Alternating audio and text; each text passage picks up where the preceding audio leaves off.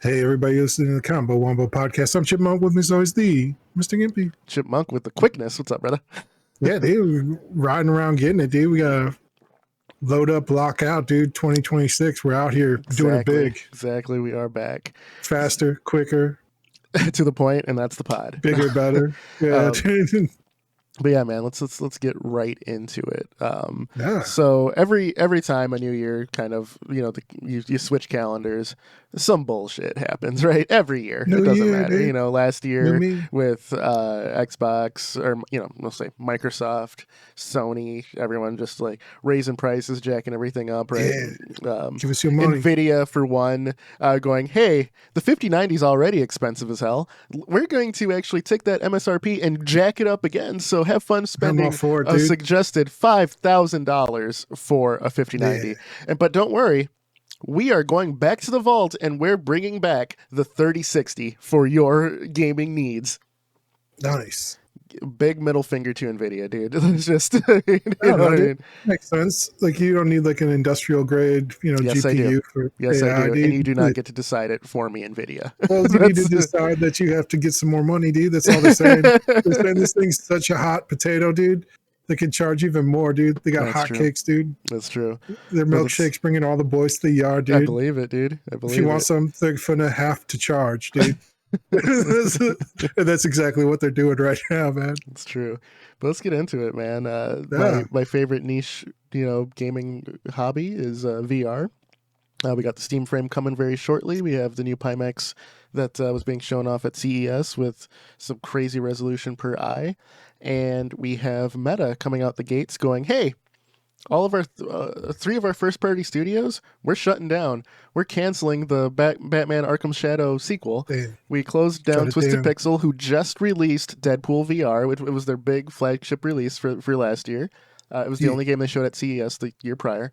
The Asgard's Wrath studio, Sanzaru, we're going to close those guys down too, despite Asgard's Wrath 2 being the system seller 2 years ago for the Quest 3. And we're going to close down Armature Studios, who worked on Resident Evil 4 VR, which was also Quest exclusive. And, they did a fantastic job, but obviously they had the, PSVR versions. And shout out to the guy who did the PC mods for all the other games besides 4, because he didn't want to get sued. But yeah, man, the Zuck, he's just kind of abandoning the AAA gaming space, deeming it internally a failure. He tried to go all in on business stuff, but it's not working. No one's really adopting it. And they're shifting focus to AI and wearables, like AR wearable technology, which I think is also they're chasing a ship that they already missed, in my opinion. But let's get to what you think about it, man. What do you think about these big studios closing? A lot of these guys pioneered like a lot of stuff within VR. They had to figure out, it's a new medium, right? We had to figure out how to just make games in the space and make them fun, but also accessible to not be straight vomit comments. And these three studios did a lot of work, especially in the AAA space, to get that to the point. Thoughts? Yeah, dude. I'm gonna circle all the way back around just to get back to your original point. Join me now on this convoluted process. But when you're studying like graphic design and stuff for like web pages, they show you like all these like demo reels of like super hot, sexy, like, oh, this is like a 3D template. Like you can go around here with 3JS. Oh, this is like, back in the day it was like Flash. This is like Flash, Adobe. It's gonna change everything. We're gonna have these cool intros and like different product spec pages that are gonna like to have a 3D model or a 2D, and you're gonna change the colors. You're gonna be able to take a picture of yourself and see yourself in different sunglasses. Nobody fucking wants that, dude. So like the things that rose to the top were like simple, basic, almost like a newspaper print style of like you look at like the big websites, whatever it is, your Facebooks, your Amazons, your Google. It's almost all text, and it's like, how can I efficiently get what you're looking for to you as fast and as easy without any like visual clutter as possible? So I said all that just to say, like, nobody wants to be in a fucking VR business space, dude. Like, if I don't care like how good your business tools are, it's like, oh, it feels like we're inside of someone who loves a 3D displayed, even like stuff that seems pretty cool. It has like a novel thing, like a architecture where they're like, oh, we can like look at like this building and like go inside of it, and all of the people, we can all like work together. Like that's cool. Like I don't know how many times people want to. It's probably like one of those things where it's like nice to have the feature, kind of like you see like real estate listings where they have like a 3D model. Would be cool with it. Yeah, agreed. Yeah, agreed. Yeah. I think engineering stuff has some good focus for it as well. There's a lot of cool like industrial application stuff I've seen, but these are niche, even like right? yeah, and they already charge them like a premium. Like most of it, like the end consumer's never seen it for like video games. Like where they'll have like a new engine design and like everyone's like pulling it apart in CAD and like you're looking around it and you're running like different simulations on it and stuff, and like you're like, oh, I can kind of see like the fail points and like look at this in like a different. That's cool. Most people aren't using that, dude. And like even like at the high end, it's like I'm not sure how deeply integrated that becomes into a standard workflow, because at the end of the day, like again, much like the World Wide Web, like what wins the day is basic spreadsheets and like ledgers where they're like doing the hard mathematics, and then like the other visual parts like good to like meet with like all your shareholders in whatever business, where it's like this is kind of cool for like the layman. It's basically a PowerPoint presentation where it's like, I don't know if that's worth spending thousands of dollars to like kit up like an office space to like have like a nicer PowerPoint for shareholders or whatever you're doing, or like, other stakeholders that are like helping you with parts distribution, or like to like see like the new, widget and like how the widget fits into this bigger, machinery. Okay. Yeah, dude. So yeah, that's all I'm saying. So what are you saying? All that just I'm saying that like VR is like searching for a better solution to a problem that doesn't exist. You know what I'm saying? Does that make sense? That does make sense. It's like, this is a better hammer, but it's like, bro, it works. A normal hammer that's like $2 works just as good as this $5,000 hammer you're trying to sell me. Yeah, I think that Meta got into it with the wrong intentions. They wanted to win, dude. They wanted to take it all over. They wanted to be the platform, which, to their credit, with their business model, they kind of are, right? Just because of all the exclusivity and all of that. They won, dude. They did it. But having one company control the larger ecosystem is doomed to fail if you don't have major adoption. They went all in on like kiddie focused things, right? Like what are the top VR games right now, right? It's like VR chat, Beat Saber, Rec Room, Gorilla Tag, stuff like that, right? Where it's like an ease of entry, but also like ease of playing as a child, right? Like they're not focused, like their popular things aren't focused on the clientele that they wanted. Getting something like Batman Arkham Shadow and Asgard's Wrath 1 and 2. I'm sure it's great, but you should have done that earlier, put more funds around that, and honestly, I think doing a timed exclusive and then releasing it for the entire VR platform would have been a better move. I know they were trying to Nintendoize the Quest marketplace and just be the only option, but the thing is that VR is too new to compartmentalize the subsect, right? You just can't, because yes, Deadpool VR looks amazing. I don't have a Quest. I'm not going to play the game. I want to, but it's not worth getting an inferior device to try that game, from what I have currently. And I feel a lot of PC VR gamers have that same sentiment for me, as I do. And on top of that, I don't want to go into the like Meta, just world market ecosystem. Yeah. It's a Facebook account, and then they got sued, and they're like, you no longer need a Facebook account. Yes, there's always there. It felt to me, and you own one, right? Which cost point, right? Like great cost. But did you feel like you were just waiting for the shoe to drop with each update? For it to like get deeper and deeper entrenched in the ecosystem? Yeah.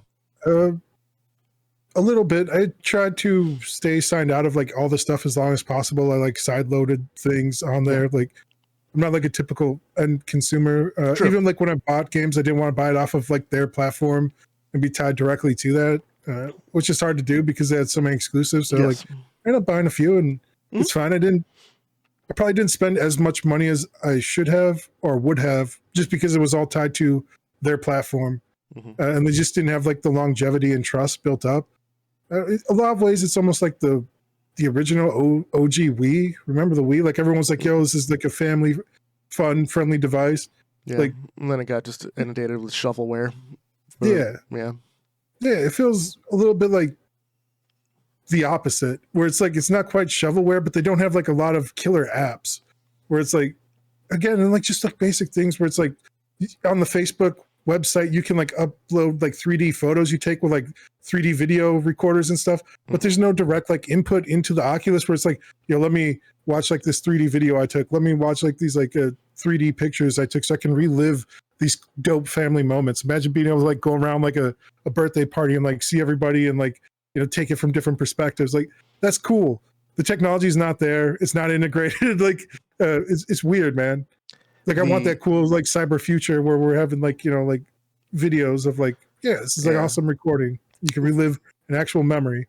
I feel like right now, I know their research and development team has had some crazy thoughts going into 2027 and things, which I won't get into because a lot of it was speculation. But dude, though, hold on. While you're talking, sorry to cut you off. I just got a cool idea. Give me cool integrated shit. Like have it where I can have a 3D fucking video of my family at the birthday party, and then like as I'm walking through, it shows like their Facebook profile, and like I can like look through their their of things while I like and get a better sense of the person. Like so I'm creating like a weird family registry of like all these people and like their whole three-dimensional life, like let me see like their Spotify playlists, let me like be like, oh, what were they listening to on this day, on this time during this event, and then I can like play that while I'm rolling around. Like just basic shit, dude. Like have it tied together. Memorialize someone too. So yeah, exactly, dude. This is more of where I'm getting more morbid, but like like they say it's like 2.5 generations before like you're basically forgotten by like your family. Imagine like a interactive 3D memory tree where you can go and like see like different siblings or aunts or uncles or great aunts and uncles, and Facebook has all of that and they're still fucking losing. How do you do that? Like it doesn't make sense. They're like they're thinking like, oh, this is going to be this cool metaverse. It's like, you have the Facebook metaverse, just make it good. Like stop it. You stop trying to do all this other like weird shit. Nobody wants to have meetings in the metaverse, dude. Nobody wants to be like, let's play a game of like rock, paper, potatoes or whatever. Like we can get the copyright on that. Yeah. I don't know. And then you're digging up licensing, and everyone's trying to make their own metaverse now at the end game of capitalism, where Disney doesn't want to play nice with you. Time Warner doesn't want to play nice. Fox doesn't want to play nice. Everyone's holding on. Everyone's like at the, again, since we're already on Facebook, everyone's using like a Facebook marketplace of like a beat up Honda Civic, and they're like $20,000. I know what I got here. No lowball offers. And it's like, bro, you're like X-Men mutant thing that, Jack Kirby scribbled on a napkin in like 1986 is not worth $20 million, dude. Like, it's just not. Like, I don't know. Like, there's so many IPs and stuff that people aren't using, and then they're like, I know what I have here. We're not going to license this to you. We're not going to license like these songs. They're worth $20,000. It's like, bro, there's so many songs. Like, stop with these crazy licensing fees. Like, start, and again, it's like, I'd be more upset if the artists were like involved more, but they're already screwed from like the rip, right? All the artists who created all of your IP, all the things, they already got like their $100 and a bologna sandwich bullshit deal from you. Or like a 360 deal where they're owning everything. So at least give like the consumers a good deal. Like this is just greed, dude. It's just pure and simple greed. And like Facebook's face planting now, and now they're having to like fire like their devs. Where it's like, what happened to building this shit out? What happened to being like, oh, we're prepared to spend billions? Guess not, dude. They're like, oh, we lost $1 billion. Time to trim the fat, dude. So they closed down Twisted Pixel, Armature, and Sanzaru, and canceled the Batman sequel. So really there's no big killer exclusive app coming for the Meta. So I actually think this, Steam Frame, right? Steam Frame. It's the time. So one of the best times in gaming was early gaming, right? Like a lot of Gen Z and all of the people who are in their formative years right now, they didn't experience the dawn of 3D, the dawn or the move from arcade to home. You know, like there were definitely growing pains during each of these things, right? The dawn of living room console gaming, right? Like we've went through all of this. VR is trying to or Meta especially is trying to fast track it way, skipping all of these growing points. I feel.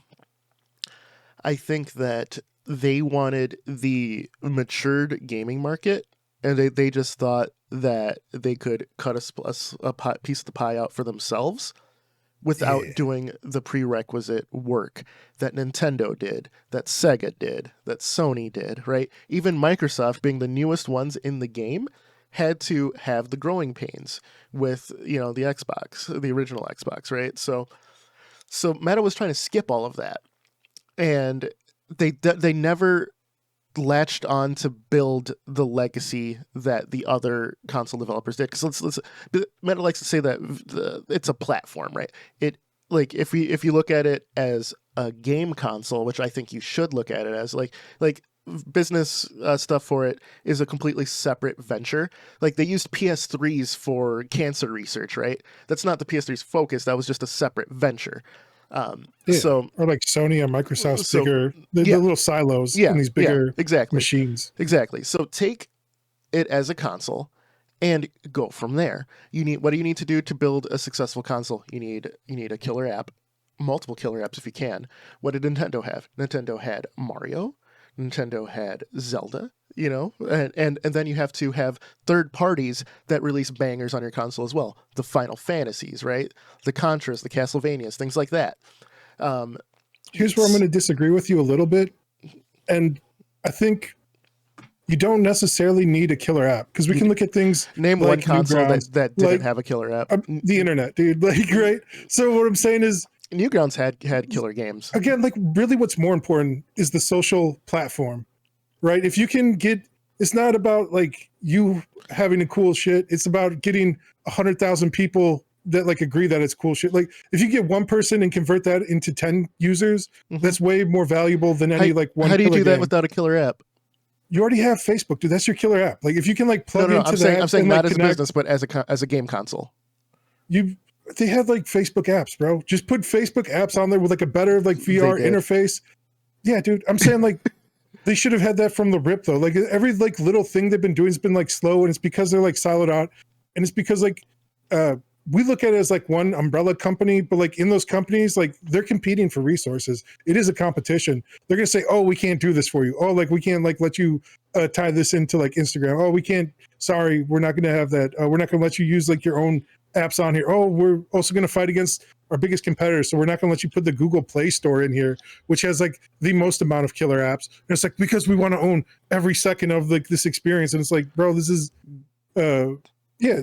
So it's like you said, if they're looking at it more as a console instead of a platform that they're trying to own everything on, a console just if you have Steam on there, if you have Google Play Store, if you have all this shit where it's giving me access to these things. And then you also have your Meta exclusive store on there. Just do it. You're also forgetting too, even with Steam, they started off with a killer app, Half-Life 2. Yeah. So, but going to my point, whenever Meta had a hit, you get one sequel maybe years later, but they've never really latched on to the game, right? Ready at Dawn was a fantastic developer, made oh man, I'm where's their mascot? Right over there. Yeah, they have no mascot, right?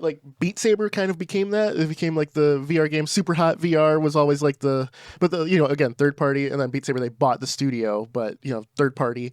Whatever, man, what is that? I am going to just quick look, because the Ready at Dawn game, which was amazing, and I'm just blanking on the name. Yeah, I agree, man. You do need a killer app. It's not an either or proposition. I'm saying you can do either, but it helps if you have a really killer... Lone Echo. Okay. Lone Echo is the game. Yeah. Fantastic, right? Great sequel. And I can't believe I forgot the name of that. And they had the multiplayer game that was Blitzball in VR. It's awesome. They could have latched on to that and just promoted it, done a lot of things than they did, right? Asgard's Wrath clearly could have been huger than it is if they would have latched onto it, and they did, but it was always half measures. So that's what I'm getting at, and I feel that Zuck, I'll use him because he's kind of the figurehead of the company. I'm sure there's people underneath him that run it. I'm not sure of their corporate structure, right? But they haven't latched on to anything. They're like, I hope this one does well. This seems cool.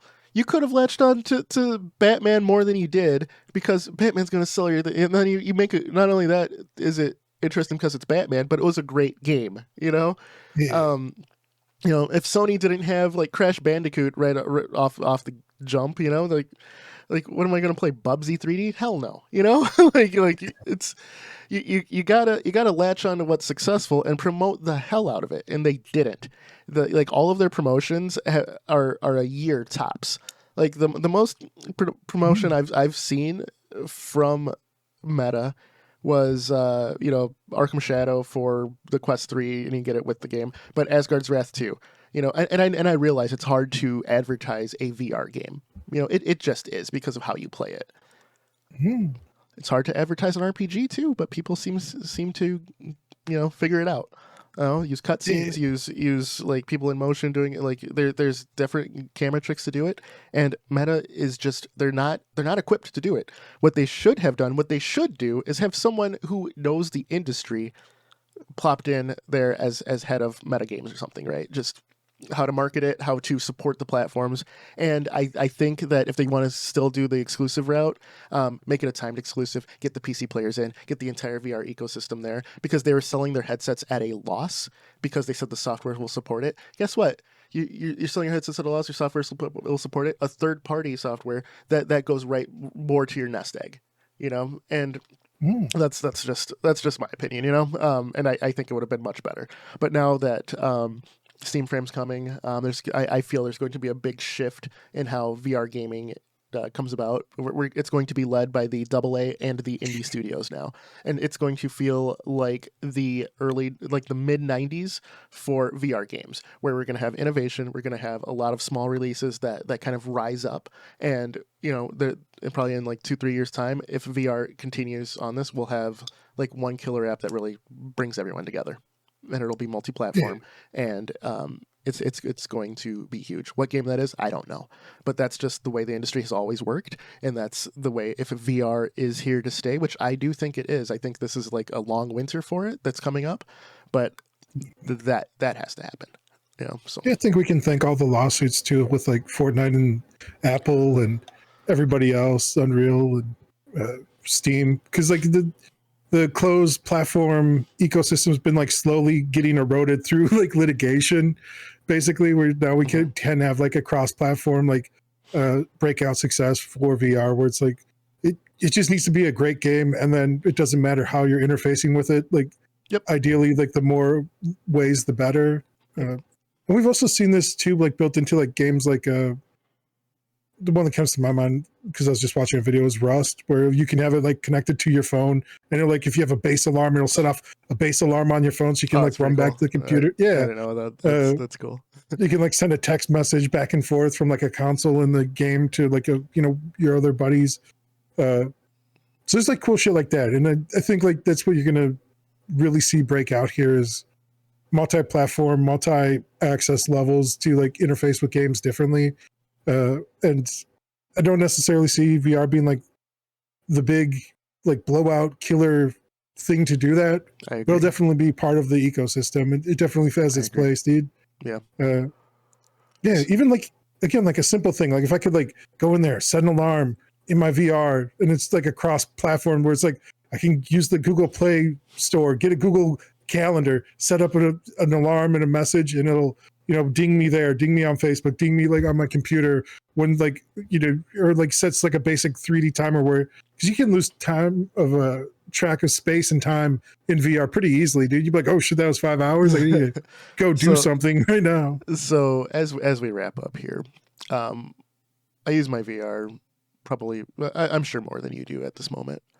Yeah, dude. Are there any games that you have currently that are VR that you've been itching to play that you have not for whatever reason? No. that they like own or would want to buy. Like I feel Demio is it for us because we just could never have the time to sync up our schedules. I like the idea of party games, kind of like Demio, like Keep Talking, Nobody Explodes, where like that seems fun. Like somebody like prints out like the physical book and like you're kind of going through and like you're helping talk someone through like diffusing about like that's a cool party thing you could do with a bunch of people. Okay. And like you could have them watching the TV and like a group like with the book, dude. Like it's fun shit. Yeah. Yeah, it definitely seems like you would think it's the other one like Tabletop Simulator, like I don't know, it's things that require like again the more social aspect of it is more appealing to me, but it's just finding more people that want to like sit down in VR space for like 3 to 4 hours is incredibly difficult, dude. Like it's true. That's true. Nobody wants to do because this. it's the physical requirement too, right? Like my big thing, like, and I've convinced a lot of friends to get VR, is the physical aspect with friends. Some have more physically demanding jobs than I do. They're physically exhausted. They don't want to put on a headset and move around still, right? Which I understand. There's the other part where some of them got sick with playing VR, which I understand as well. I pushed through, and not everyone has that resolve. I wasn't really susceptible to motion sickness. One game gave it to me, and I pushed through that. That was Phasmophobia because I think the movement's too slow. But I pushed through. I got my VR legs. I don't think any of my other friends really did that. There's a couple who, and you guys know who you are, who listen to this, but like you for one, Chip. So yeah. I think that there's still that hurdle to overcome.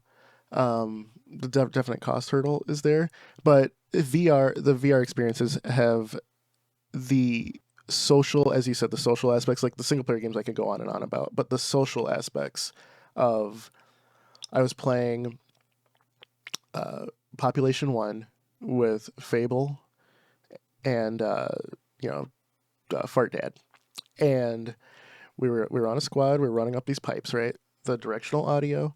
There was a sniper going after us. We're running up these pipes. My Fart Dad, I said, dude, duck. He ducked in real life. I shot a guy over his head. We kept running, got him, downed him. We're running from the zone, right?